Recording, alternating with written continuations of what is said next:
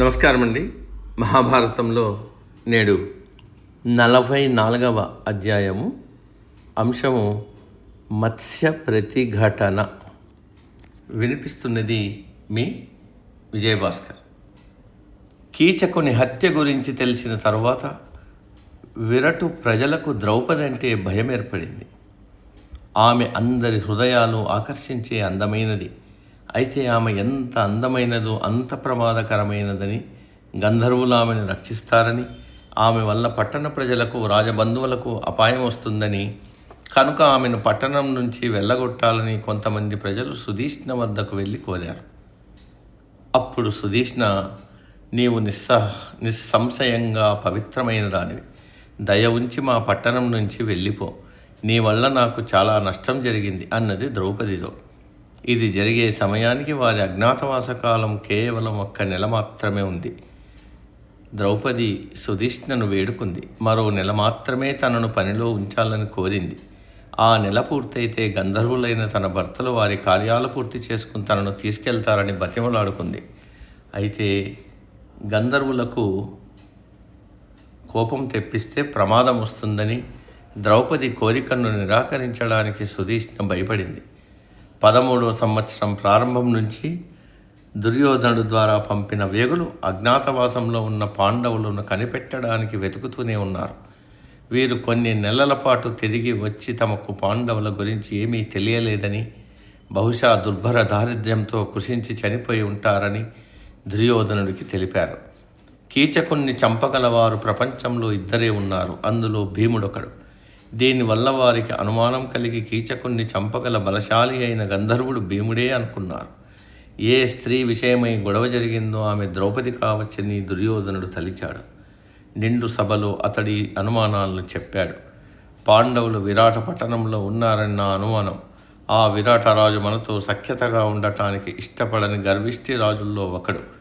కనుక విరాట దేశంపై దండెత్తి రాజు ఆల సంపదను మనం తెచ్చుకోవడం మంచిదని నాకు తోస్తోంది.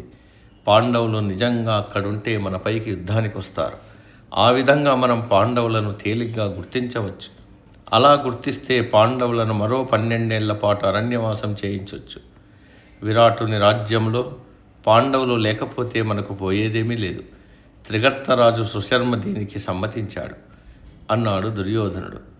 మత్స్యరాజు మనకు శత్రువు. కీచకుడు నాకెన్ని కష్టాలు తెచ్చిపెట్టాడు. కీచకుడి మరణంతో విరాటుని బలం తగ్గిపోయింది. ఇప్పుడే విరాటునిపై దండెత్తడానికి అనుమతి ఇవ్వండి. కర్ణుడు ఈ అభిప్రాయాన్ని అంగీకరించాడు. సుశర్మ దక్షిణ దిశకు సైన్యంతో వెళ్ళాలని, విరాటుని సైన్యమంతా అటువైపు తిప్పుకోవాలని దుర్యోధనుడు తన కౌరవసేనతో ఉత్తర దిశ నుంచి అకస్మాత్తుగా యుద్ధానికి వెళ్తే ఆ దిశలో కౌరవులను ఎదుర్కొని ప్రతిఘటించడానికి ఎవ్వరూ ఉండరని అందరూ నిశ్చయించుకున్నారు. సుశర్మ మత్స్య దేశాన్ని దక్షిణం నుంచి తన సైన్యంతో చుట్టుముట్టాడు. గోసంపదను పట్టుకున్నాడు. మార్గమధ్యంలో తోటలను ధ్వంసం చేశాడు. పశుపాలకులు పరిగెత్తుకొచ్చి విరాటునికి సమాచారం అందించారు.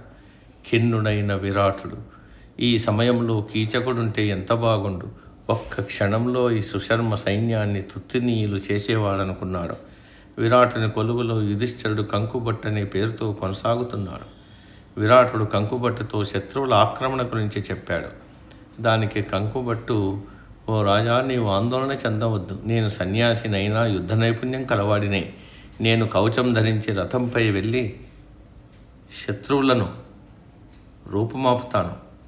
నీ వంటలవాడైన వల్లలుణ్ణి, అశ్వరక్షకుడైన దామగ్రంథిని, గోరక్షకుడైన తంత్రిపాలుని కూడా మనకు సహాయంగా రథాలపై రావాల్సిందని ఆజ్ఞివ్వండి. వారు గొప్ప యుద్ధ నిపుణులని విన్నాను. కావలసిన రథాలను, ఆయుధాలను ఏర్పాటు చేయాలని ఆజ్ఞ ఇవ్వండి అన్నాడు. విరాటుడు ఆనందించాడు. కంకుడు చెప్పినట్లే చేశాడు. రథాలు సిద్ధమయ్యాయి. అర్జునుడు తప్ప మిగతా పాండవులు విరాటుని సైన్యంతో సుశర్మను, అతడి సైన్యాన్ని ఎదుర్కోవడానికి వెళ్ళారు. సుశర్మ, విరాటుడి సైన్యాలకు మధ్య గొప్ప యుద్ధం జరిగింది. 2 పక్షాల్లోనూ ప్రాణనష్టం సంభవించింది. సుశర్మ విరాటుని రథాన్ని చుట్టుముట్టి భూమిపైకి దిగి యుద్ధం చేసేలా చేశాడు. అతన్ని ఖైదు చేసి తన రథంలో పడవేశాడు.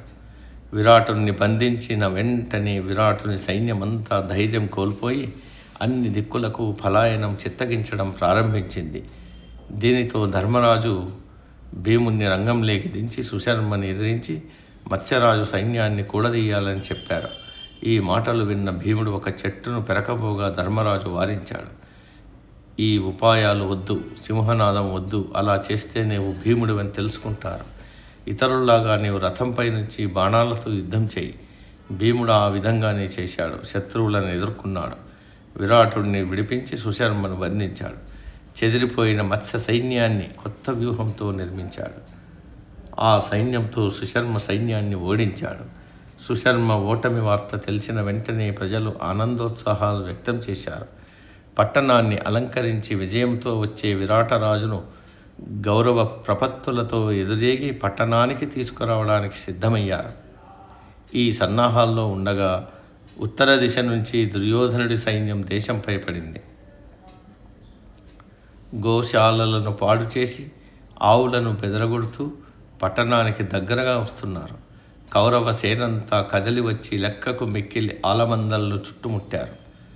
గోవుల పెద్ద పట్టణానికి పరిగెత్తుకు వచ్చి రాకుమారుడు ఉత్తరుడికి చెప్పాడు, ఓ రాజకుమార, కౌరవులు మన మీదకు వస్తున్నారు. మన ఆవులను తోలుకొని పోతున్నారు.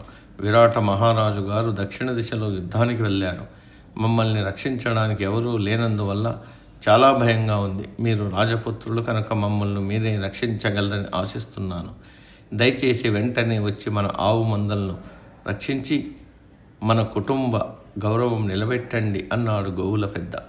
గోపాలకుడు ఈ విధంగా ప్రజలందరి మధ్య, ముఖ్యంగా రాణివాస స్త్రీల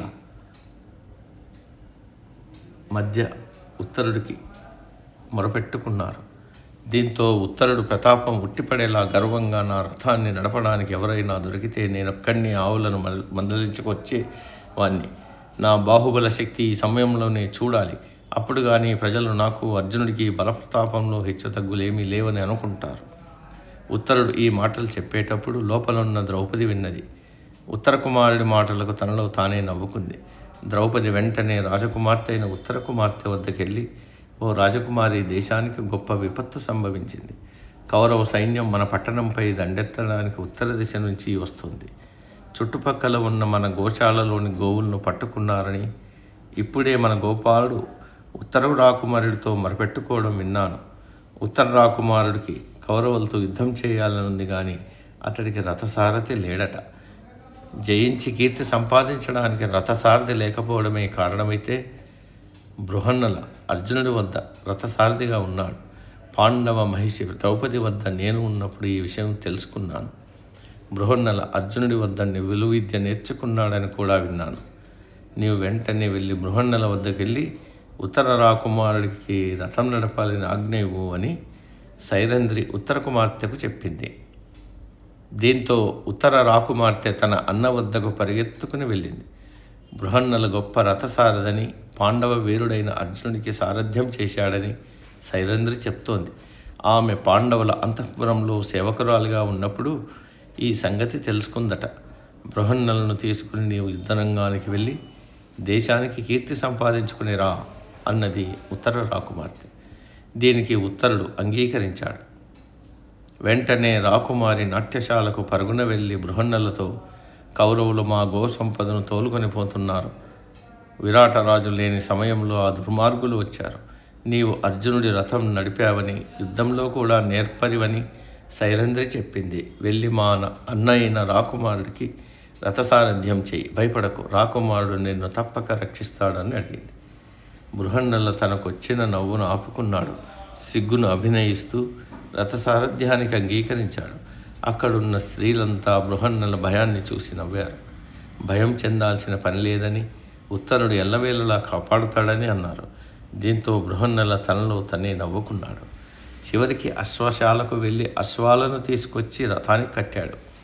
బృహన్నలు ఈ పని చేస్తున్నప్పుడు అక్కడున్న వారంతా ఇతడు ఈ పనిలో ఆరితేరిన వాడిని అర్థం చేసుకున్నారు. కళ్యాలు పట్టుకోగానే గుర్రాలు కూడా బృహన్నలను ప్రేమించాయి. ఆయన ఆజ్ఞలను అనుసరిస్తున్నట్టు ప్రవర్తించాయి. తన రథంలో రాకుమారుణ్ణి కూర్చోబెట్టుకుని పట్టణం వెలుపలికి వెళ్తూ బృహన్నల ఇలా అన్నాడు, రాకుమారుడు తప్పక జయిస్తాడు.